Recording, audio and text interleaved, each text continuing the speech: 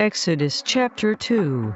There went a man of the house of Levi, and took a daughter of Levi. The woman conceived and bore a son, and when she saw him, that he was a good child, she hid him 3 months.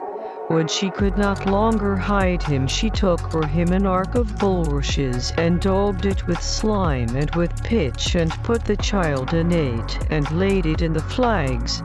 By the river Sprink. His sister stood afar off to know what would be done to him. The daughter of Pharaoh came down to wash herself at the river, and her maidens walked along by the river side. And when she saw the ark among the flags, she sent her maid to fetch it. When she had opened it, she saw the child, and look, the baby wept. And she had compassion on him, and said, "This is one of the Hebrews' children." Then his sister said to Pharaoh's daughter, "Will I go and call to you a nurse of the Hebrew women, that she may nurse the child for you?" Pharaoh's daughter said to her, "Go." And the maid went and called the child's mother. Pharaoh's daughter said to her, "Take this child away, and nurse it for me, and I will give you your wages."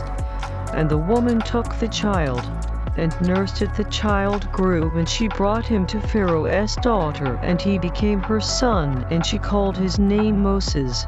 And she said, "Because I drew him out of the water." It happened in those days, when Moses was grown, that he went out to his brothers, and looked on their burdens.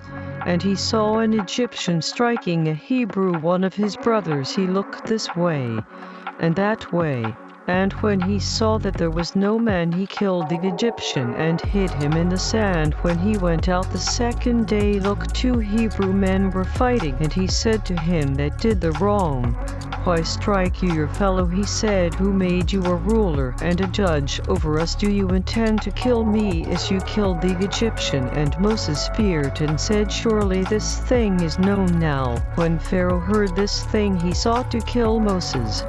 But Moses fled from the face of Pharaoh, and dwelt in the land of Midian. And he sat down by a well. The serving leader of Midian had 7 daughters. And they came and drew water, and filled the troughs to water their father's flock. The shepherds came and drove them away. But Moses stood up and helped them, and watered their flock.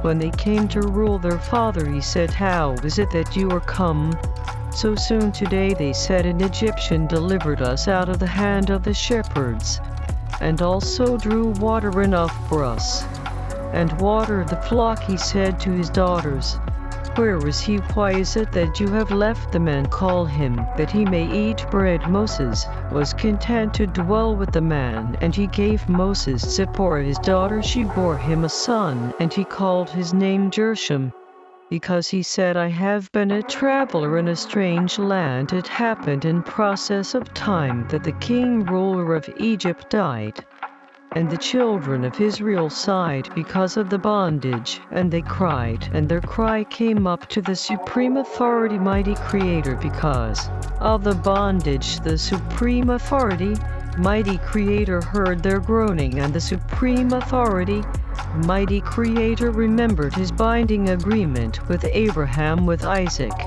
and with Jacob. The supreme authority, mighty Creator, looked upon the children of Israel, and the supreme authority, mighty Creator, had respect to them.